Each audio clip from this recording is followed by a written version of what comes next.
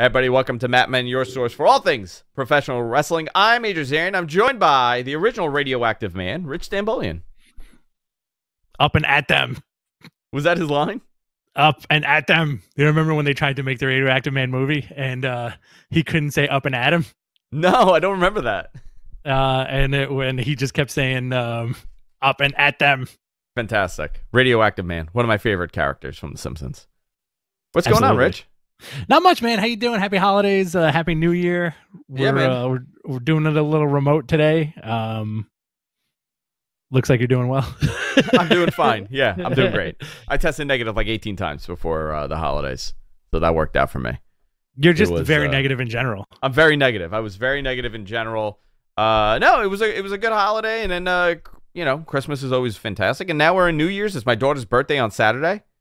It's a New Year's baby. Right, yeah. So, a lot of fun.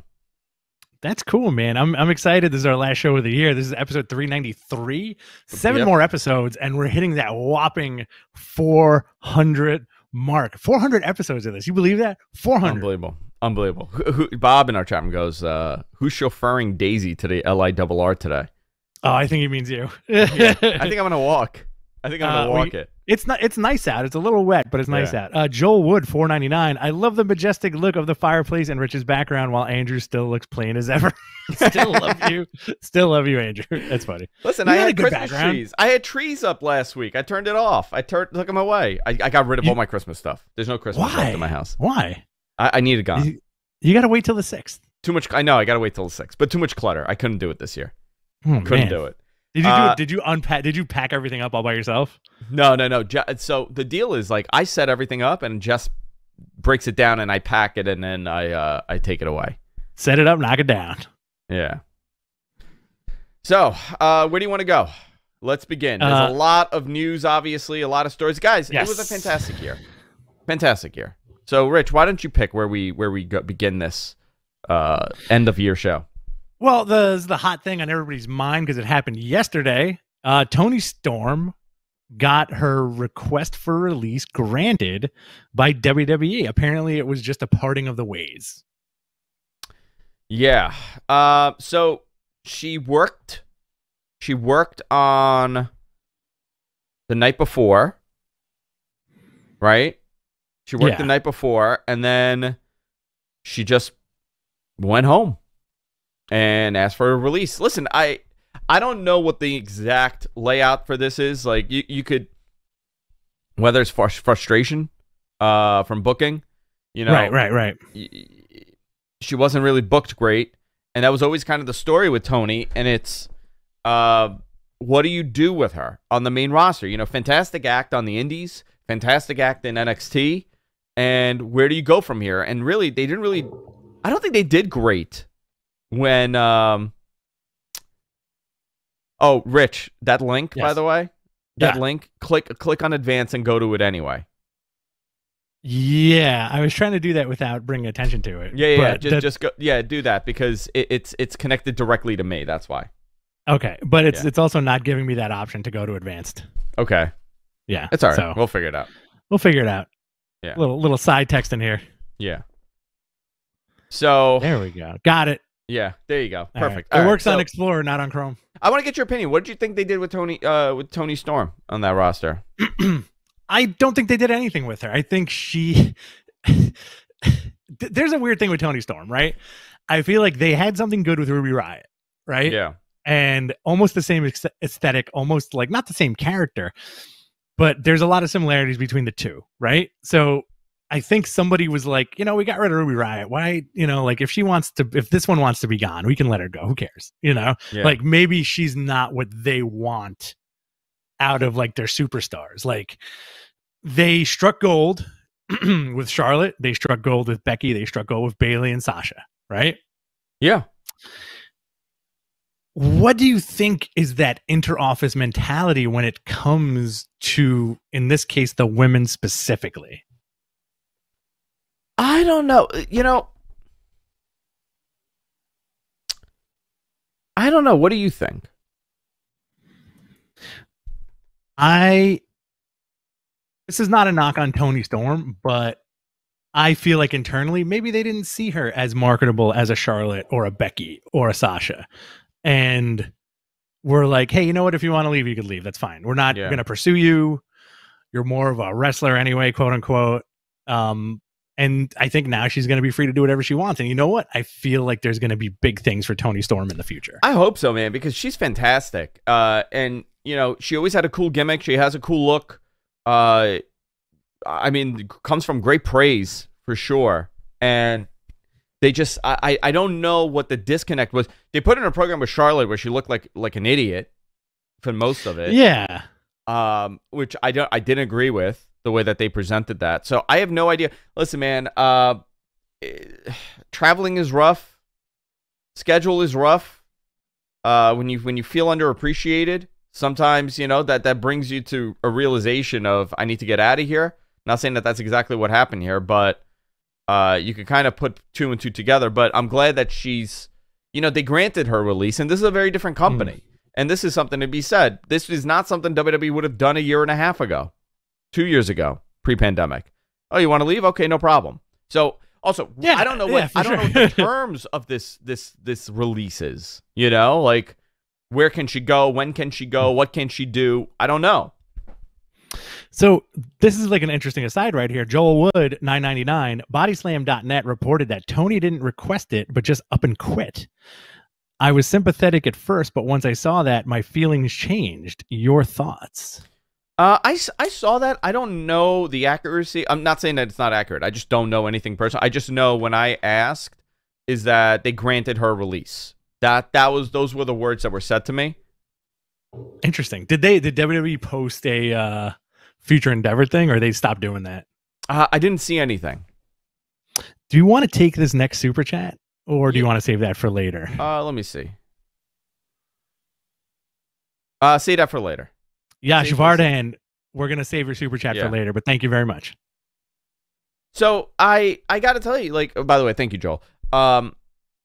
She did leave. Like, she left and then I think called him and quit. Yeah. So, listen. I'm not coming back. Listen, there could be 1,000 things here. Could be 1,000 things. It could be 1,000 moving. You know, we'll eventually find out. I didn't really dig into it as much as I should have yesterday. I'll probably get a better answer today. But by the way, shout out to Sean for breaking that story. He did a great job at putting that story together and piecing it all quickly, which was fantastic. Also, isn't she in a relationship with Juice Robinson, who's in New Japan? I believe so. And wasn't she part of like an all-star Stardom squad? She was, yeah. Maybe she goes to Japan. Hey, that'd be cool. Return, right? I don't know. I think for her, AEW would be a good... and AEW could definitely use her. You know, you don't get too many Toni Storms to pick from. Yeah, that's true. And like, she's great. She brings a lot to the table. She got great looks. She wrestles pretty fantastically. I remember like all of us were excited when WWE signed her, and then and like also when she moved from NXT UK to NXT and then to the main roster. You know, it's very interesting when WWE does this like almost anti-fanboy thing, right? Mm-hmm. Yeah, very interesting. So let's talk about this WWE Garden show that happened on Sunday. So 6 people were in attendance. 6 people were in attendance. So I think the final number was like 6,800, something like that. Out of third 15? Lowest out of I think 10 available. Okay. I think they only opened up 10,000. But this was to me shockingly low. Now there's a number of variables here, right? I have a couple of buddies that work at the Garden. One of them very much in the know with the ticketing stuff, and he pretty much said, like, listen, everybody is equating this. Nobody's pointing the finger at WWE. And by the way, he's in the know of wrestling. He loves wrestling, this guy.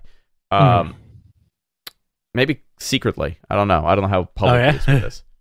So he's on the DL? He's on the DL. He said, like, listen, the narrative obviously is going to be, and most people, if not many, are saying, like, well, Omicron has, 20% of New York City's infected with it. A lot of people are scared to go out. Also, the 5 and over vaccine mandate, only like 30%, less than 30% are vaccinated total, 5 to 12, whatever that number is. Okay. It's very small. Also burnout, market burnout. Yeah. They were just here. for Survivor Series. They were here 2 nights for Survivor Series, right? They were in Brooklyn.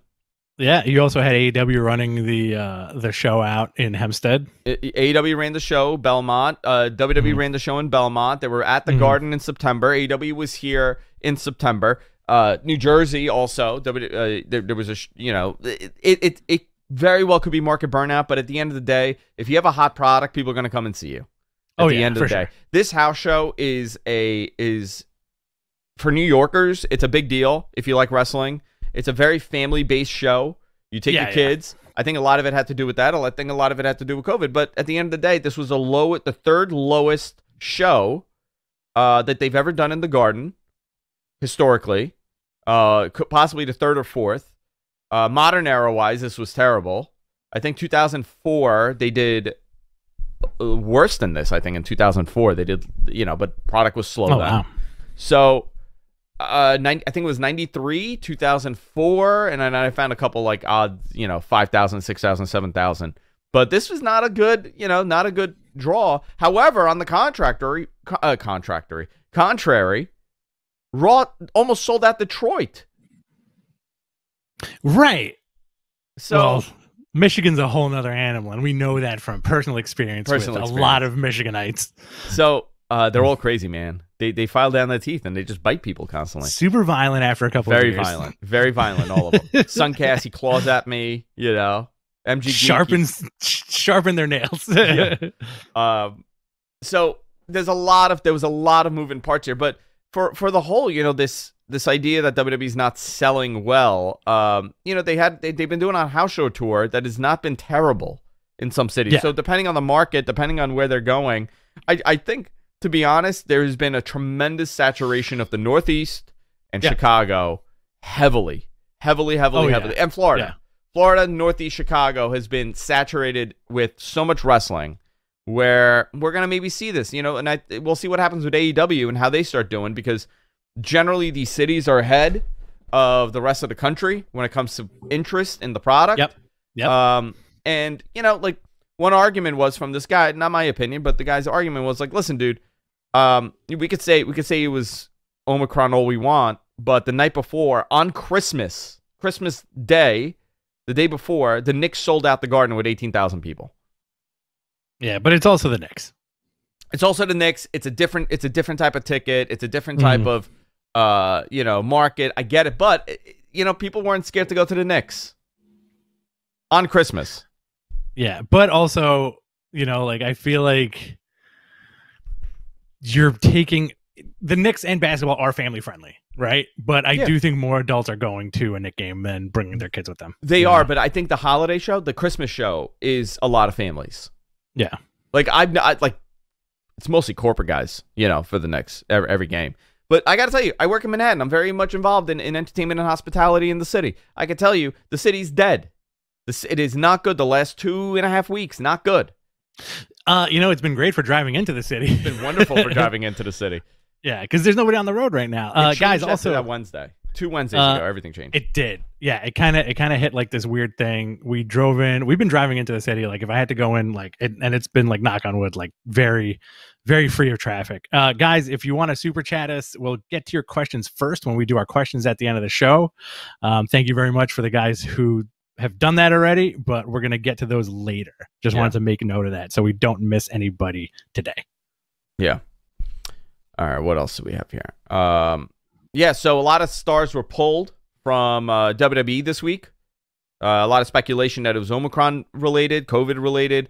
I know that Seth Rollins has it. Becky was pulled. I think Big E was pulled. A bunch of people were pulled. Roman was not on the house shows for precautionary reasons, from what I heard. Sure. Yeah, that's understandable. Which he should be, to be honest. And I think a lot of people... Vince wasn't at the show on Monday, so wasn't Kevin Dunn. I don't think there's a SmackDown on Friday, is there? I'm not 100% sure. I don't think there is because of the New Year's show. Okay. That's right. Day 1, right? Yeah, so I don't know what they're doing with that. But, no. I'm saying like for New Year's Eve, I think Fox has something else planned. Oh, okay. So they're off, I believe. MG could verify that. But... Vince wasn't at the show. Kevin Dunn wasn't at the show. Bruce Prichard wasn't at the show.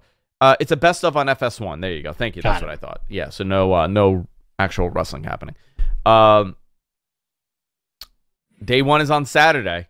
So this is going to be interesting. And they want everybody cleared for that. They want everybody healthy for that because this is a big pay-per-view, by the way. Just because it falls on the first. It is a big pay-per-view. This is the first time that they're doing something like this, right? Yeah. And you know what? I'd rather want this than TLC. I'll tell you that. I don't care for that pay-per-view anymore. It's pointless. Oh, 100%. It's a pointless December pay-per-view that nobody cares about. Now they created interest in something, which is great. Yeah. I'll agree with you on that. WWE to end COVID testing starting this weekend. Which, by the way, a lot of people are doing the same thing. Listen, man, let it fly. Everybody's letting it fly. I do find it. Listen, no political statement with this at all, but it is interesting how everybody's like, yeah, you know what? I think it's fine. You're sick. It's all right. Go to work. It's okay. It's pretty nuts, man. We've done a total 180. It's in a matter of days. It's amazing. It's really nuts. Listen, I think now at this point it's like, listen, within WWE, it's probably like, listen, if you want to wear a mask, wear a mask. If you don't, you get sick, you can't work. I don't think they're going to make these guys work if they have COVID. Well, a lot of places, a lot of businesses are telling people like, oh, you got COVID? I don't give a crap. You're coming to work. That's insane. Nurses, they got to work now. They can't take off. Nurses also mask up and wear layers of PPE. So, Jim Ross announced he is cancer-free and returned to commentary on Dynamite yesterday. Fantastic. Great way to end the year. Last show on TNT, you had to have him call it, and I think he did a fantastic job. You want to go into some notes for Raw? I think we did this. Yeah. Yeah, we went. We already did notes for Raw, but Eric Bischoff appeared as the officiant in the Miz and Mary's wedding vow renewal ceremony. I love them as a couple. Is Bischoff in a weird place where he could just show up anywhere now? Bischoff could show up anywhere, and he is so perfect. You know what I mean? Yes. In that role, like he's so good in that role. Whenever he comes back on TV, like you just want to dislike him so much on TV.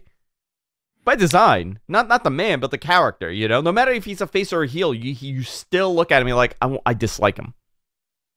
Do you also save pictures of young Eric Bischoff onto your phone? Dude, that's what my background photo is, just him with the jet black hair on my phone. You're like, Easy. And then listen, this Edge thing. Edge went to Saudi Arabia. He had that match, and now he just dumps crude oil on people's heads. Yeah, it's supposed to be like the bloodbath, but regardless, I do like him using his vampiric elements. He's still a vampire, right? He's a spooky guy. Yeah, he never stopped being a vampire. He just hid it from us. He's back as being a vampire. He's not a Dracula. He's a vampire, right? He's totally a vampire. I got a question for you. Yeah. And I want your honest opinion. Yes. What is there anything on Monday Night Raw that does it for you? This segment did it for me. The Edge stuff did it for me. There's really nothing. I'll be honest with you. Like, there's nothing I look forward to weekly that I say, man, I got to turn this on. I got to see what's happening. On SmackDown, I do. I turn on SmackDown because I want to see what happens with the Roman stuff. I want to see some of the matches. I want to see continued storylines. I feel like with Raw, dude, it's that third hour, man. That third hour. There's so many vignettes and promos and commercial break, then another vignette. By the way, I had the same criticism for AEW. I think there was some wonky booking with the flow of the show yesterday. But whatever, that really happens over there. But for Raw, it's a weekly occurrence. It is a weekly occurrence. Do you think Raw completely lacks sociology? There's no sociology left with it. Only psychology, no sociology. But you know what I do like? I do like the 90-minute abridged Hulu version of the show. I gotta start checking that out. It makes it's not perfect, but does it make it more palatable? Cuts the show in half. Yeah, way more. Yeah, I'm down with that. Way more. We also had NXT this week. A lot of, as evident by the house show and Monday Night Raw, a lot of people weren't on NXT television. Grayson Waller beat Odyssey Jones. It's fun. You got Walter and Matt Riddle during a Imperium MSK confrontation. Are you digging NXT 2.0 or has its luster faded for you? I don't. I dig it for what it is. It's definitely not what it was, but I get what they're doing. By the way, not bad viewership. They did 660,000, 660 plus. Interesting. High number. So, and I keep saying this, that number that they're sitting at with the sixes, they're happy. USA's happy with that number. That's fascinating. You also had that's a good number. You also had Harlan beating Andre Chase. You had a contract signing for a unification match. Solo Sikoa beat Santos Escobar, and the main event of Raquel Gonzalez and Cora Jade beating Io Shirai and Kaylee Ray, which ended in like a kerfuffle between Jade and Raquel arguing who got the pin. I caught the main event, and I not that I was let down by it, but it just seemed like the night was a bit off. Maybe it was because people who were supposed to be there weren't there. But I guess, like you're saying, with the ratings, they're holding strong. Ratings are holding pretty well. I'm shocked, actually, how well they're holding. Yeah. New Year's Evil, Tuesday, January 4th. So this begins starting this weekend. We have so much wrestling for the next 10 days. Oh, my God. Between the Wrestle Kingdoms and the pay-per-views and, TBS and everything. So New Year's Evil, NXT title match, Braun Breaker versus Tommaso Ciampa. This should be the moment for Braun Breaker. Triple threat for the NXT women's title, Cora Jade, Raquel Gonzalez versus Mandy Rose. NXT title for title unification.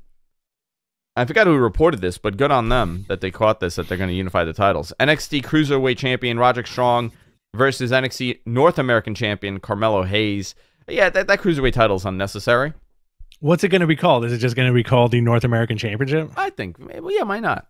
Why not just do that? Bring back the European Championship? European Championship? European, I'm a peon, everyone's a peon. Imperium, Walter, and the Tag Team Champions versus WWE Raw Tag Team Champion, Matt Riddle and MSK. Weird matchup here. All right, whatever. And AJ Styles appears live to confront Grayson Waller. Great. Waller. Great. I think the Imperium versus Riddle and MSK match is going to be fun because it's like we're serious dudes that don't smoke weed versus we're fun dudes that smoke a ton of weed. So this is the first week scheduled for January. Hit it. January 1st, WWE Day 1. January 3rd, Monday Night Raw. January 4th, Wrestle Kingdom. January 4th. So we got Wrestle Kingdom January 4th, and we got New Year's Evil January 4th. January 5th, Wrestle Kingdom Night 2. Bang. AEW Dynamite, New Year's Bash on January 5th. And then we also have Impact on Thursday, right? That would be the 6th. Friday Night SmackDown, January 7th. AEW Rampage, January 7th. Wrestle Kingdom Night 3, January 8th. That's the night I'm excited about. That's the Noah night. That's the Noah night. AEW Battle of the Belt, January 8th. And Impact Hard to Kill, January 8th. So much wrestling. Oh, boy. We'll see what happens. Are we going to cover all this? We'll cover it. I don't know how fast I'm going to be able to watch everything. Just put it on, double time it. Like, fast forward through it. That's how I'll watch it. And also, Day 1 preview. This is taking place Saturday in Atlanta. This is going to be a packed house, by the way. It's a near sellout. Universal Championship match. Roman Reigns versus Brock Lesnar. WWE Championship match. Big E versus Seth Rollins versus Kevin Owens versus Bobby Lashley. Fatal 4-way match. Looking forward to both of these matches. KO takes it. KO takes it? Okay, cool. I'm into that. Bobby Lashley takes it. That's why I want to take it. All right. Raw Women's Championship. Becky Lynch and Liv Morgan. Cool. I'm into this match. Liv takes it? All right, cool. SmackDown Tag Team Championship champions, the Usos versus the New Day. Is this for the title? It is for the title. Edge for the versus The Miz. Can I pause you for a second? Also. Yeah. Can we rewind a little bit? Are the Usos versus the New Day our modern day Randy Orton, John Cena? Dude, this is like the 1800th time that we've seen this, and I really don't hate that we're seeing this again. No, I don't hate it either, but it's like this is their feud. This is like but WWE could always go back to the well with this. What was a tag team feud like this that we had? Like long term? Oh my this God. Long, ever. It had to have been like something from like back in the day, you know. I can't remember. Somebody give it to me in the chat. Yeah. Edge versus Miz. Drew McIntyre versus Madcap Moss. Now, this is probably Drew's last of these matches before he goes back into that main event picture. Yeah, I think so. This is a kind of a setup to kind of get him going to put him in that position. And we got Raw Tag Team Champions, RK Bro versus the Street Profits. AEW Dynamite last night. Yeah. Very good show. Fun show. Fun show. Yeah, really good show. Last show of the year. They set a lot of things up for next week. You want to run down the card really quickly? Yeah, so last night was a fun show. It opened with Matt Hardy and Private Party and FTR. You got a 5-Zos match. Or 4-Zos. 5-Zos. A lot of these multi-man matches. A lot of them with Tully, Giorgio, and the Blade defeating Jungle Boy, Luchasaurus, Christian Cage, and Lucha Brothers with Alex Abrahantes in 12 minutes and 33 seconds. You had dissension between Pentagon and Christian, which I thought was kind of fun. I wouldn't mind seeing that match. Dana Garcia in 2.0 defeated Eddie Kingston, Santana, and Ortiz in 9 minutes. So Santana gets double teamed after the match. Garcia hit Santana with the ring bell. Jericho comes out to make the save, but Eddie Kingston gets in his face and he's like, "What are you doing? What are you doing? What's your problem with me?" And I think one of the best parts about this Eddie Kingston character is because he's such a hothead on TV, he could feud with anybody, anytime, anywhere, and it makes sense because why not, right? Yeah. He's like the guy at the bar that, like, if you look at him funny, he'll be like, what are you staring at? You staring at something? You got something wrong with me? And then he'll start a fight with you. All right, whatever. I think they're gonna. Do you think they're gonna go in a feud together, or do you think they're gonna tag a little bit? Who, Eddie Kingston and Jericho? Yeah. Did you watch Dynamite? Yeah. You sure? Yeah, I think they're gonna. I feel like if you watched it, you wouldn't be asking me that question. No, but they have to know, but because they have the same enemy. I think this is gonna be like a big feud between them, and then Eddie Kingston can go fight somebody else after this. See, I think they're gonna tag. I think they're gonna tag first, and then they're gonna be like, "We can't coexist," and then they beat each other up at a pay-per-view. Isn't that a little patronizing though? What? That they can't coexist? Yeah, the I can't coexist. Nobody can coexist with anybody anymore. Wardlow with Shawn Spears beat Colin Delaney in 1:20. This is also sowing the seeds for the Wardlow turn. You got like a little vignette with MJF basically telling Wardlow to win the chance to win the championship, right? And then Smart Mark comes out and tells Wardlow he signed a contract that basically lets MJF kind of take his wins away from him. Yeah, so the TNT title. Yeah. I think that's pretty. I think that's interesting that they're going that way. I mean, I'm cool with it. You like it?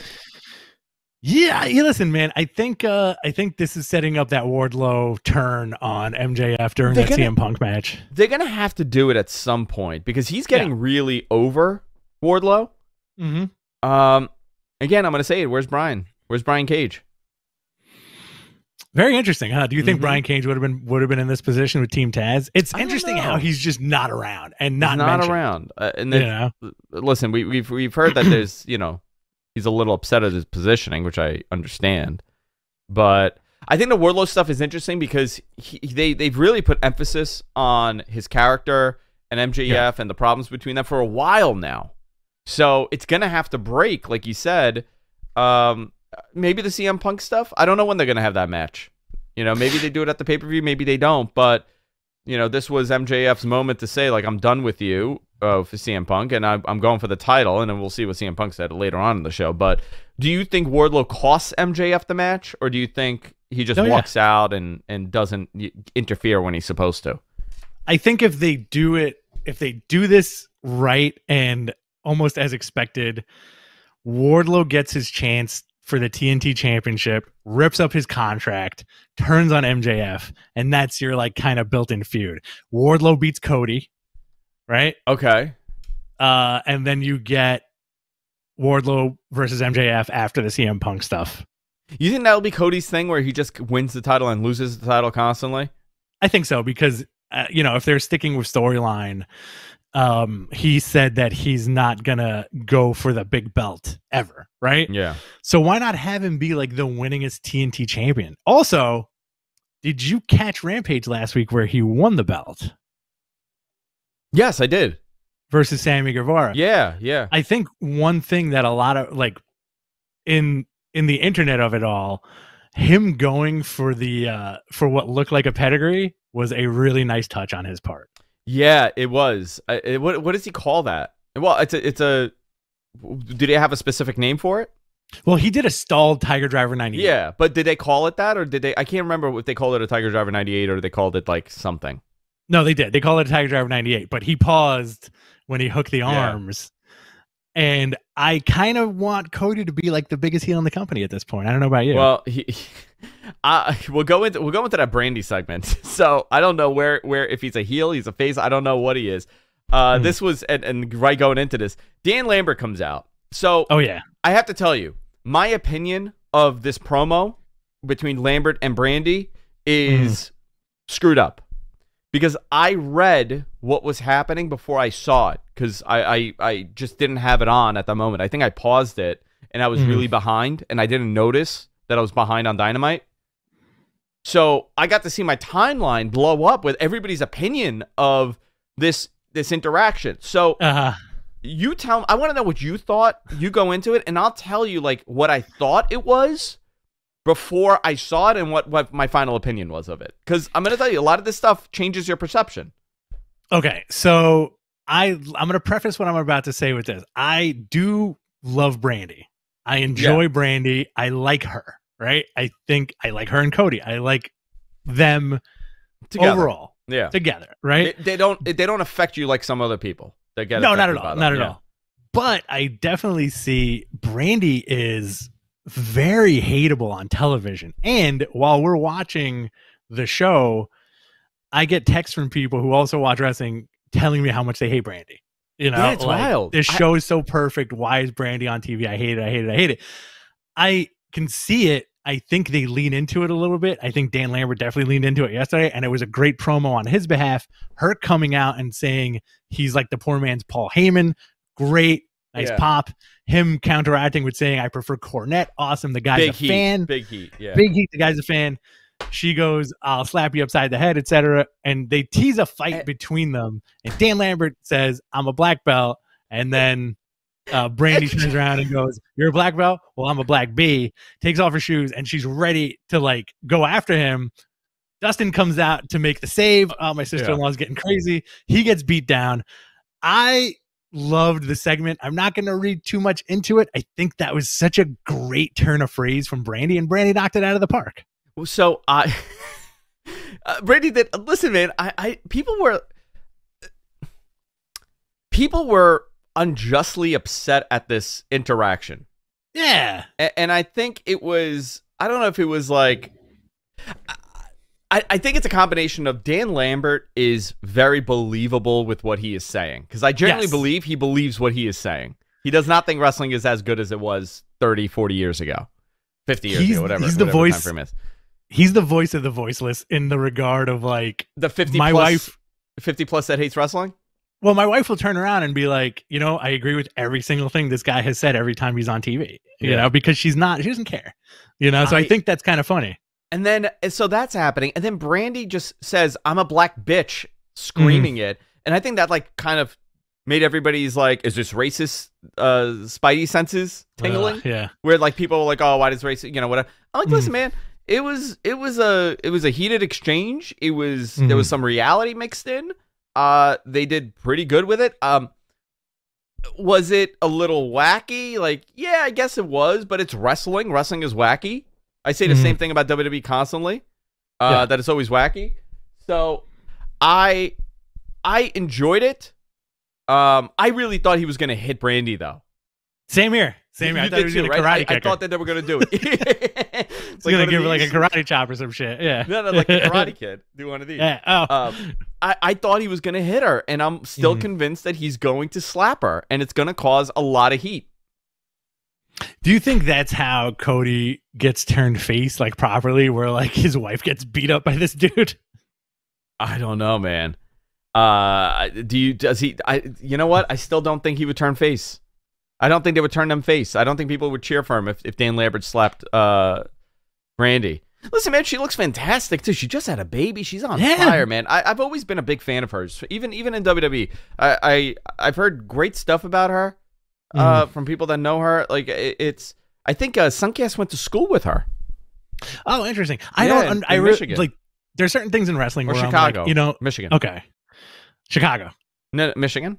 I don't They are two cities. Yes, they are. Don't They are understand. one's a state, one's a city. John would know. He's the one that lived his life. I don't know. He's lived his life. He's lived his life. I have Is not. that Michigan. it, John? Oh, he Is said that in it? Michigan. Yeah. John's lived his life. That's it. He's done. See you later. He goes back into his coffin and submerges into the ocean. Life. That's how he sleeps, by the way. You know that, right? In a coffin underwater? That's Yeah. cool. So like he only comes out for like 15 years. He lives a life, right? For 15 years. Not a great life. He doesn't live like this, like, I have all this money because I've been living for 500 years. He just comes out 15 years. His timer goes off like Bishop. He has like a timer telling him it's time to go back home. He gets in his coffin and just dump him in the ocean in Lake Michigan. And then they pull him out every 15 years. He's like, he's like it. He's like not it. He's like a cicada? Yeah, like a cicada. He's you know he could pull the plug on this whole thing, right? He is like a cicada. He just disappears for 15 years and then it's just multiple versions of him come out. Sometimes he's a vampire when he shows up. Sometimes he's like a normal boy. Sometimes he's an artist. Right now he came out as a photographer this last time he went away. What's your favorite version of the Immortal Suncast? Oh, the vampire. Okay. Yeah. Did you like the segment? I did. I enjoyed it, but again, like my reaction to it, I think I probably would have liked it a little more if I hadn't seen Twitter. All right, I hear you. Because I don't go on my time, like I don't read my timeline. What I do, I actually keep like my tweet, like that I could send a tweet open quickly, and I don't let my opinion get kind of fumbled online. This is when you duct tape your phone to your hand, right? Yeah. I duct tape my eyes, put little holes. Up next, we had the semifinals of the TBS Women's Tournament. Thunder Rosa showing up dressed like X-23, which is pretty cool. Dude, that was awesome. And you know what? Everybody was like, "Oh, she's Wolverine." I'm like, "No, she's not Wolverine. She's X-23." Great outfit. Jade Cargill beat Thunder Rosa under extenuating circumstances. Mercedes Martinez, it looked like she crashed a VHS tape over Thunder Rosa's head. Nice surprise, right? I took it as like a mason jar. I thought it was like a mason jar. I blinked and it looked like an old VHS tape. Like, it was a reel to reel, dude. It was a reel to reel. She hit her on the head with like a Coliseum video. Yeah. Turns out, dude, you know what video was? SummerSlam '92. She just walks around with it in her back pocket, always ready to slam somebody in the head. We did miss a promo here. If we were to go back, did we? We missed the Bucks and it was the Undisputed Era and the Bucks, and I thought that kind of set everything up. So you got this moment where Adam Cole's there, obviously Kyle O'Reilly and Bobby Fish, and the Bucks are there, and he starts a promo, and the Bucks like start interrupting, and it becomes like an interaction between Kyle O'Reilly and the Bucks, where you can see that they don't really like each other for some reason. Yeah, and it kind of led into later on what's going on. So go ahead. Sorry. I like that promo, just to touch on a little bit, where they're basically taking the storyline from NXT and putting it on AEW. Yeah. So it's kind of cool that they're not doing the fresh start. They're like, yo, I know we got heat with each other and we tried to kill each other, but I want to know if you got my back. Well, that's what they said. That's exactly what he said. He's like, listen, we have history, but we're in a new company. Let's just start over. Like, they acknowledged it. They're like, can I trust you? Which pretty cool that they're doing. Well done. Very well done. So Jade Cargill beat Thunder Rosa with the help of Mercedes Martinez. Ruby Soho makes the save. So next week, Jade Cargill is in the finals of the TBS tournament. I think she's going to be the inaugural champ for TBS. Who? Jade Cargill. You think it's going to be Jade? I think that's cool. I'm okay with that. Yeah. I'm cool with that. And then your main event. Do you want to talk about that CM Punk promo? Yeah, go into it. So Punk comes out. Happy Punk. You know, Happy a lot Punk. of people aren't a fan of Happy Punk. I dig it. Thanks, JR. You know, JR's cancer free, gives him a lot of praise, which is really cool. And then he goes into, a little bit about Brody, which was awesome. This is a year anniversary since his passing, RIP. But then he kind of dismisses MJF. Yeah. But he does it in a way where it's a very wry wink to the audience of, yeah, hey, you know what? Maybe somebody's going to screw with you at some point. Yeah, but, like the beginning was kind of like messy because this was the thing. Like MJF's like, I'm done with you, right? Like I'm not going to waste my time on you. And he was like, no, man, you're not done with me. I'm done with you. Yeah. You know, it was like you can't fire me. I quit. So, but he did say, you're right. He did say that, they're both, his goal is the AEW World Championship. That's why he came there. Nobody in that company is there not to become champion. And that, listen, that's MJF's goal too. And they're going to meet down the road. You know what? Why not have a number one contendership for that match? Right? Is that what, I think that's what they need to do.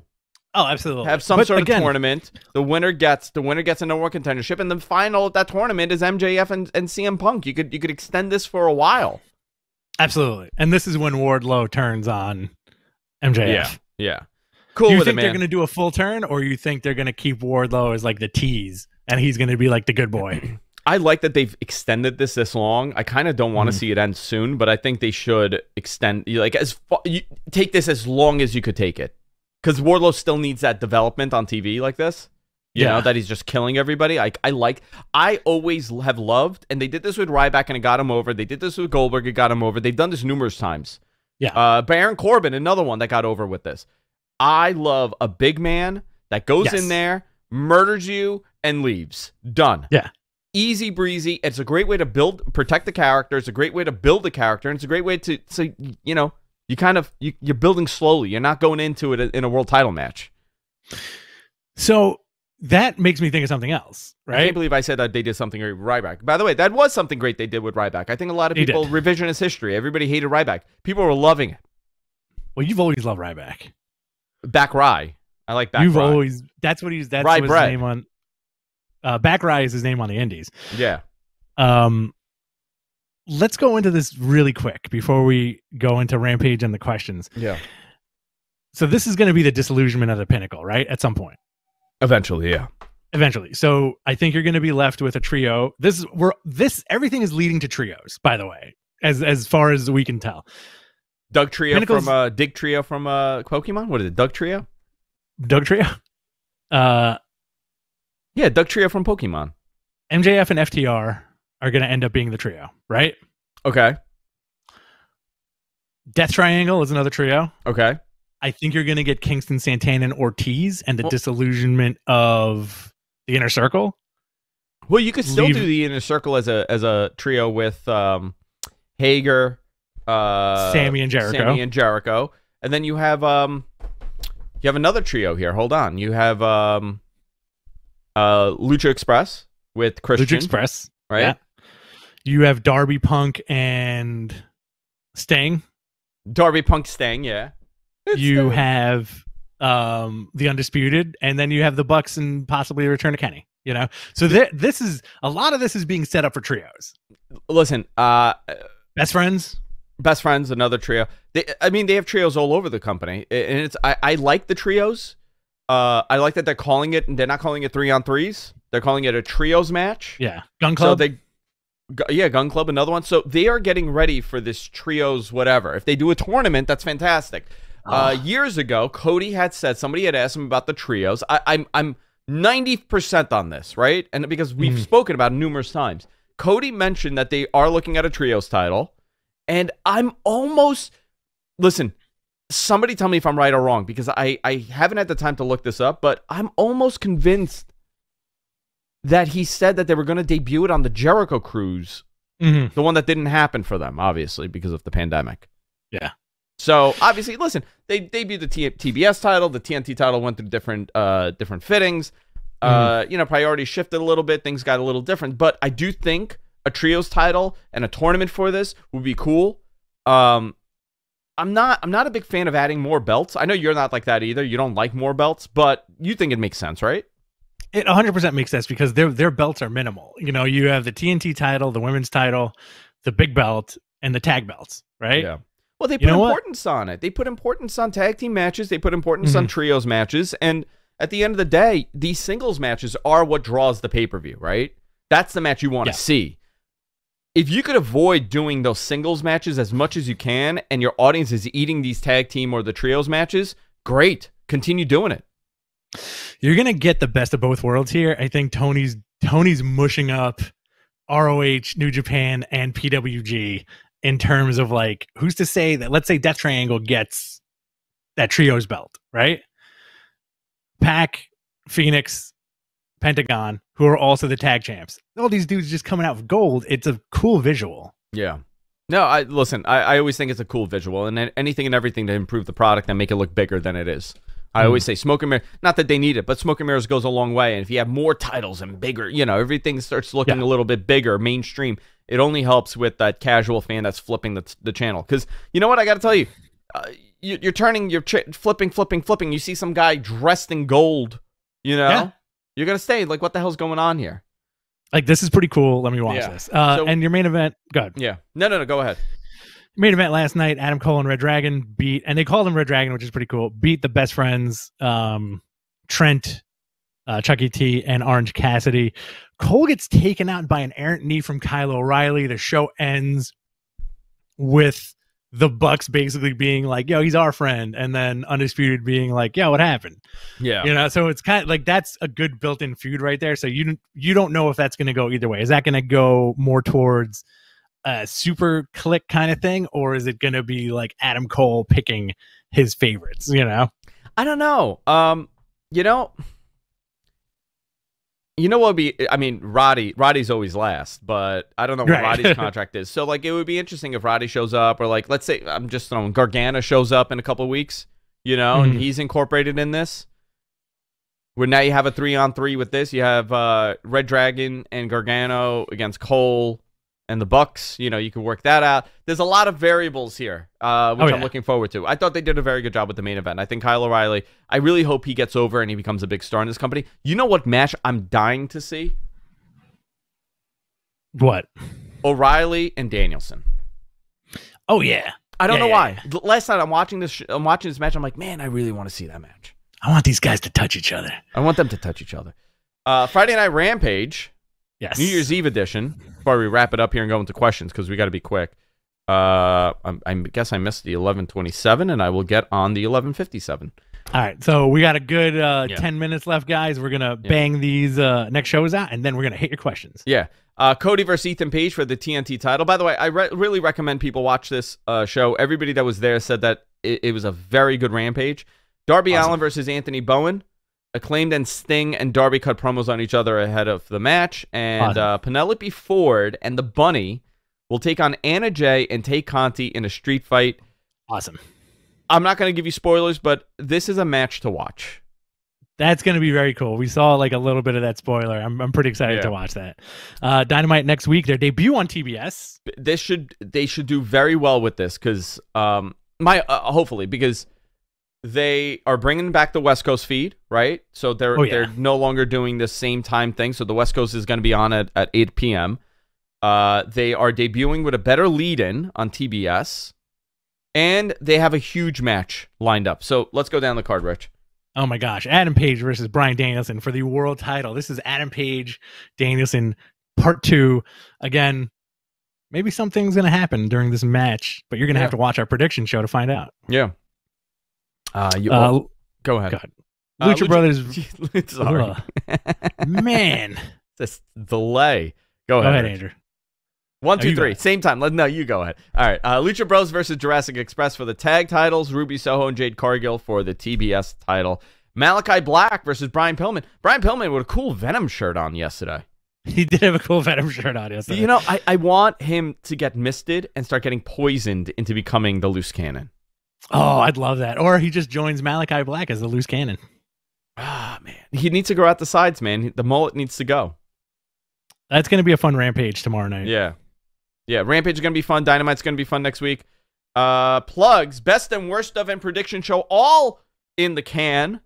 Coming out over the next couple days. Matman Awards special Tuesday at 10:30 East. And voting open till midnight on the 31st. So, guys, go and vote. MG Geek worked hard on this. We're going to take our time on Tuesday and talk about it and go through our awards. Cast your ballots. Cast your votes. MG Geek has the link. It's also on our social pages and everywhere else that we are. So, let's do questions. All right. Ba-boom. This first one is a super chat from Vashvardan Shekawat. I hope I pronounced that right. This is from 40. I'm not sure of the denomination right there. It's 40-something. Who do you think are the next 4 AEW World Champs in order? Oh, man, the next 4. All right, let's do this. I'm going to say it's Kenny, Danielson, MJF, and Punk. Kenny, Danielson, MJF, Punk. I'm going to go Danielson, Kenny, Hangman, Then Danielson. MJF. Oh, no MJF. No MJF yet. I mean, they tend to hold their titles for a while, so this could be like 3 years from now. yeah.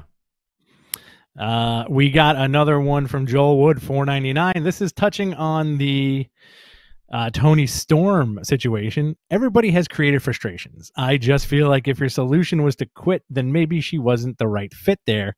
Just my opinion.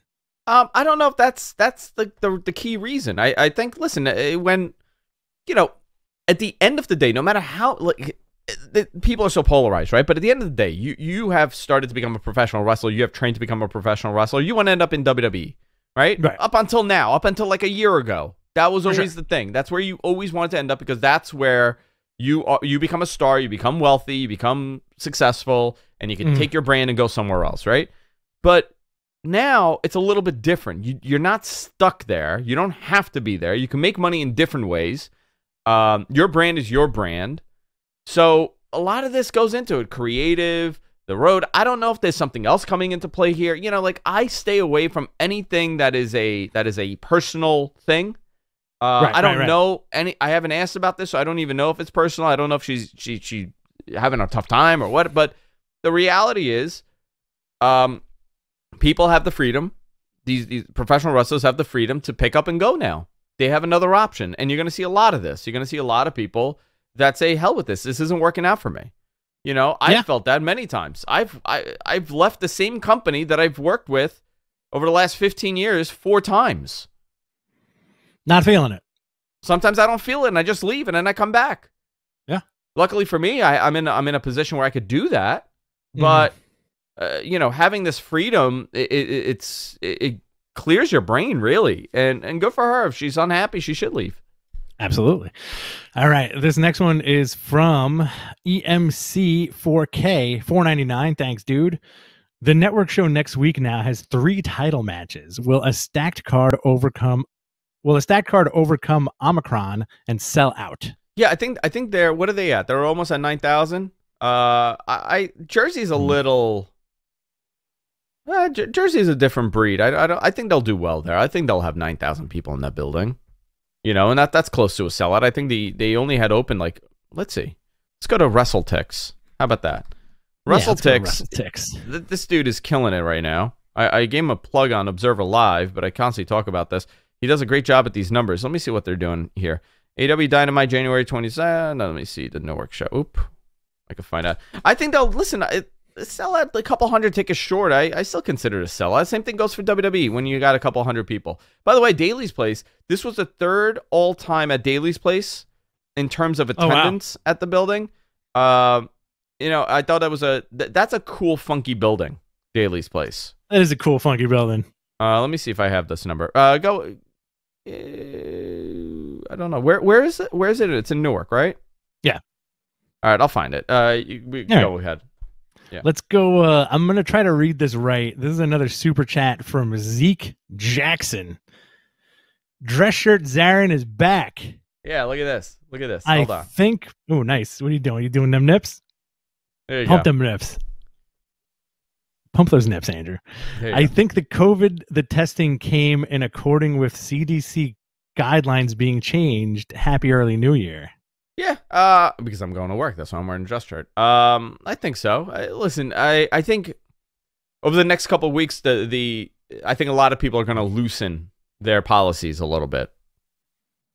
All right. I'm hearing stuff from other non-wrestling stuff. I'm hearing. We got another $4.99 from Frank Gradia. Yeah. Have you heard anything about Rhea Ripley being unhappy and asking for her release? I think she's the future and needs to be elevated. No, I've heard none of that, and I think they very much know that Rhea is a once in a lifetime get for them. Her size, her power, her presence. They're very fond of her, so I haven't heard any of that. Yeah, I think she's gonna be okay. She's fantastic. Another $9.99 from Joel Wood. Yeah. Thanks, Joel.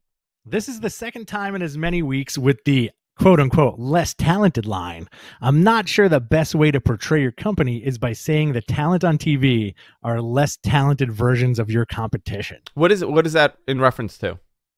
I am not 100% sure. I would imagine the Dan Lambert thing and possibly something on Monday night. Yeah, Joel, if you could add what that was in reference for. I think that maybe it was directed at the Paul Heyman thing. Like, you're just a poor man's Paul Heyman. Oh, yeah. Or something like that. Guys, we're doing our questions. If you want to super chat us, feel free to super chat us. Your question will get shot to the top of the queue. This is a lot of fun. Let's take this question from Twitch. This is from Lenny Banner. This time next year, where do you see Hook? TNT champion. Dude's over. He's over. Did you watch his match on Rampage? Okay. Let me tell you. I'm very into this Hook push. Yes. People are loving it. They should. Don't let anybody shame you into not liking him. Now, should Hook become world champion and get a title shot? No. But this is a fun, cool way to get someone over from the beginning. And this is organic. It's happening organically online. I think, some people are like, he just started and people are in love with him. I'm like, why not? Let them like him. Who cares? He has a cool look going. He has the hair. He's a nice boy from Massapequa, Long Island. He has the Bloodsport shorts. I'm into this. It's cool. Now, a lot of big fuss over that that pile driver that he no-sold or whatever. Was it a pile driver? Shoulder breaker. Whatever it was. Oh, the Rikishi driver. Yeah. It was a Rikishi driver. You're right. He no-sold it like his dad. Yeah. I do like how they're making him. They're making him like the human suplex machine too. Yeah. Why are people so upset? Listen. I don't like. There's so many tiny nuances in pro wrestling. Yeah. That you could lose your mind over. Like, this wasn't one of them for me. I'm like, the kid is, you know what? And good for him. And I'm going to say this, and not because I don't want Taz to yell at me anymore. Right. Okay. I told the story. Did I tell you the story? Did I do it on this show? Yeah, you told the story like 40 times. 1998. You started. No. Not over the tweet. Not over the tweet. 1998. Oh, no. Last week you told the story. Okay, I did. I can't remember where I am anymore, honestly. But last week, my brain was mush. The dude is doing his dad's gimmick. Who cares? I'm fine with it. And even if WWE, I said something like, I'm fine with it. And someone's like, if this was in WWE, what would you have said? I'm like, still fine with it. There are 5,000 examples in WWE that are far worse than this. And I don't complain over. You know what's funny? People think we're critics and journalists. Okay. We are neither. We are neither. We're neither. Somebody, I said that. Somebody lost their minds on me, like a journalist, okay? And he was like, he goes, you keep saying you're not a journalist, but don't you have a following? You have a responsibility to, like, he didn't like, and it had nothing to do with like that tweet from a couple of weeks ago. It was the fact that I keep saying I'm not a journalist, and that bothered him. And I was like, listen, I'm going to explain this to you. Like, media personality, podcast, or whatever. Sure. Yeah. I work in industries because of my consulting company that give me access to people. Okay? Right. I'm told a lot of stuff. Sometimes I don't even talk about it because I don't feel like it's necessary for me to ruin an ending or talk about some. I do this for fun. We do this because we love wrestling. We talk about it. We follow like our own personal rules. Absolutely. Of reporting. Like, there are times I message Rich. There are times that I will message Rich and I will say, listen to this. I will never talk about this publicly. And I send him what I send him. Oh, yeah. And that is the end of, you will never hear that out of my mouth because it's not my thing. The other thing, I think it's a freaking insult to call me a journalist because I don't feel like I put in half the work that actual journalists do. Right. And not because I'm lazy, because I don't do it.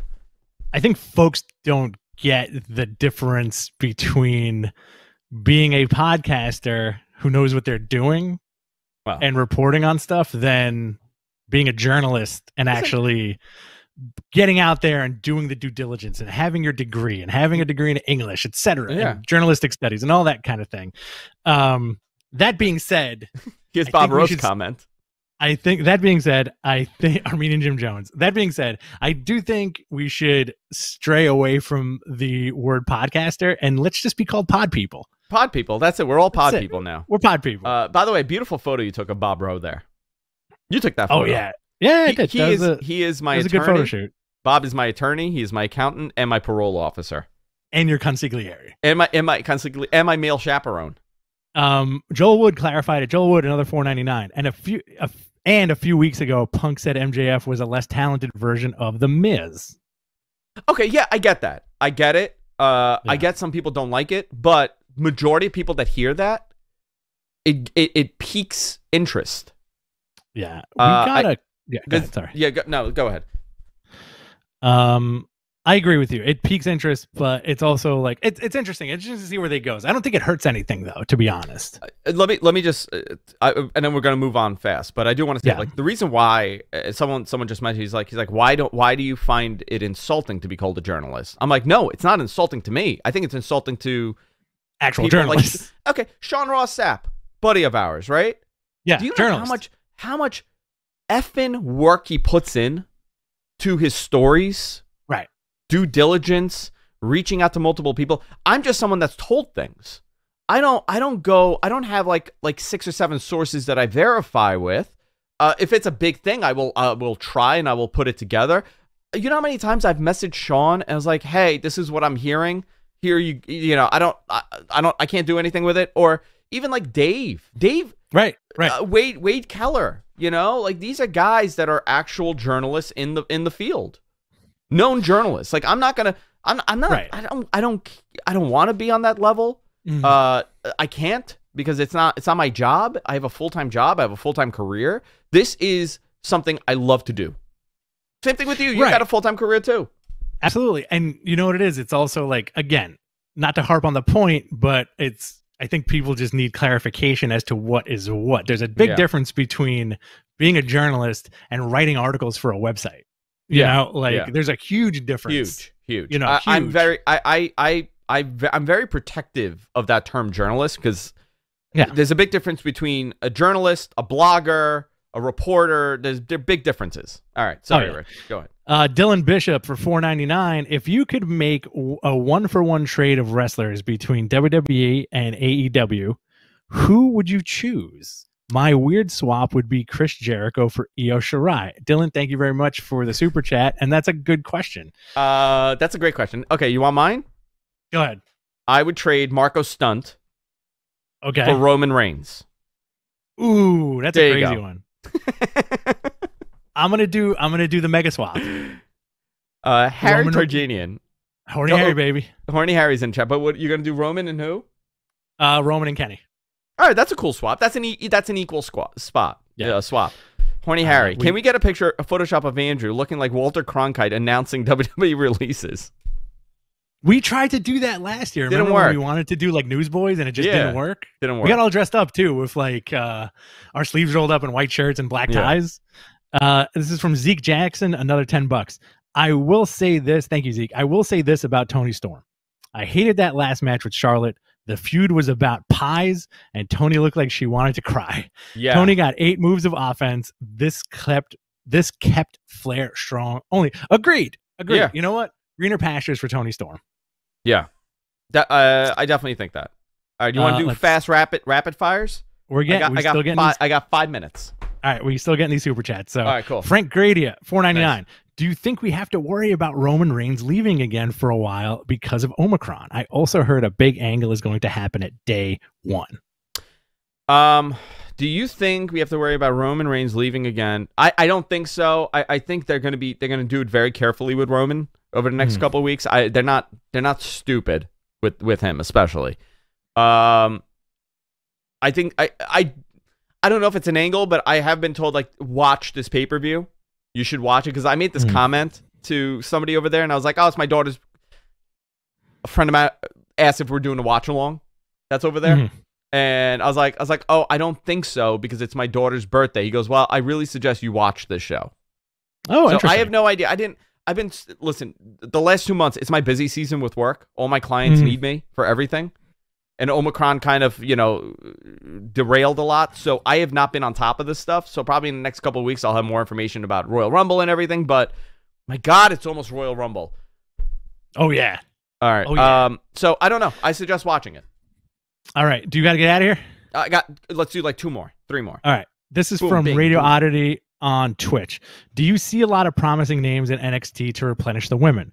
Gonzalez, perhaps, because of size, but I don't see someone like Kai doing well. Cora Jade has Paige 2.0 vibes, but I could easily see that becoming a Liv Morgan situation. Any ideas? Yeah, I think they definitely need to replenish the women's roster on NXT. I think they're doing a good job at kind of highlighting Toxic Attraction because they're the main act, really. I'm never really concerned about the women's side of WWE and developmental, at least up until now, because they've done such a magnificent job at this. I don't think anybody could argue. I made that post about who's the biggest success to come out of WWE Performance Center, not non-experienced, non-known, unknown name to come out of there, and definitely is Braun Strowman for the men, and Baron Corbin for the men, but for the women. It's endless, the list of people that didn't have mainstream exposure to the product. The fans didn't have exposure to them. Bayley, Paige, some of them was FCW, but okay. Bayley, Charlotte, Becky, Sasha, Bianca. Yeah, for sure. And then you could add Bianca's the other a huge tier. Standout. I would say Rhea Ripley, even though she was, known to independent wrestling, but not a lot of people. Rhea Ripley, another one. These are not people that had a huge following coming into the company and then Correct. Used that for their advantage. No, these were people that went through the system. Charlotte maybe had the biggest advantage because she's a Flair, but nobody else had that advantage, really, and they've done a tremendous job with the women. Liv Morgan, another one. That whole roster is developed in NXT. Yeah. I agree with you 100%, Andrew, and that's not a rarity, but it doesn't happen very often. 99% only. You want to do one question? One more question? One more. All right, this is from Jonathan. This is a good one. We'll end on a high note. Yeah. If we were a trio, what would our stable be called? Oh, man. Okay, so you would be like the brawler, right? That would be you. Sure. I would be more the technical guy. And he would be the piece of shit, right? He'd be like the cheater, the big heel in the group. Like he would do like dastardly things. Sure. I got her name. What is it? I would call us the Go-Go Boys because we have so much stamina that nobody could keep up with us.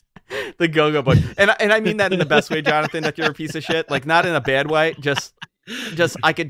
You would do the whole gimmick. You would do the whole Jonathan from Jersey gimmick, which I'd be cool with. I'm into this. And what's MG Geek doing? MG Geek would be our manager. He'd be like he's Paul our manager. Ellering. Yeah, he's our Paul Ellering.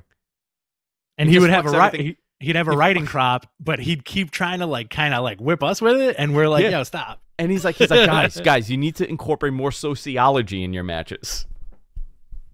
And then he can get into a feud with Joel Pearl, who wants to be our manager. So you have the battle of the managers. Beautiful. Right there. Love it. Excellent. Love it. Yeah. Love you guys. Listen, this has been, in all seriousness, this has been one hell of a year for the show. Oh, yeah. Right? It's great. This is probably the biggest year that we've had. I've never had this much fun covering wrestling, talking about wrestling. Listen, $85 we did on Super Chat today. Right? For a question. By the way, we are going to do a Q&A episode coming up also this coming week. So, and that's going to be, submit, and the money, by the way, the way that we're doing this, the money goes to production. The money goes to MG Geek. The money goes to Suncast. The money goes to Jonathan. Rich and I are not really making money from this. And that's kind of by design. Maybe next year we change that. We have some ads and we start making some bread on this. Not against making more money, but what you guys are doing really helps us out to keep the show growing. I think we've done a tremendous job with the growth with this. I need it for my piece, my hair piece. And Rich, I'm going to show you something. You ready? I'm ready. You going to take it off? Ready? I'm going to take it off. Ready? I deeply, genuinely, I mean, you guys have made this so much fun for me. And it's like a new not a new life, but it's a new chapter in my life that I didn't expect. I don't think Rich expected this either. We've been doing this for so long. We do this for fun. This was a unexpected surprise. We put in a lot of work for it. I think the team has been fantastic. I couldn't ask for a better group of fucking lunatics that work on the show with us. Like dead serious between Jonathan, Suncast, and MG Geek. They've really elevated the show for us. Absolutely. And they've really organized. And listen, when I'm honest about this stuff. I get a little emotional about this stuff, but it really has changed the trajectory of my life. Not a financial way, but like as far as like having fun. I don't think I've ever enjoyed doing a podcast this much. And it's the community, it's the guys involved. Obviously, F4W has been tremendous. Brian has been great to us. Dave has been great to us. Tony, from I think someone that doesn't get a lot of praise. It's Tony from F4W. Yeah, sure. I don't think they know that the man behind the operation there. But everybody there has been so supportive. The community there, the empire over there. It's been a tremendous, tremendous year, and I'm very grateful for each and every one of you. With that said, the cutest boys in podcasting sign off for 2021. Goodbye. Good night, everybody.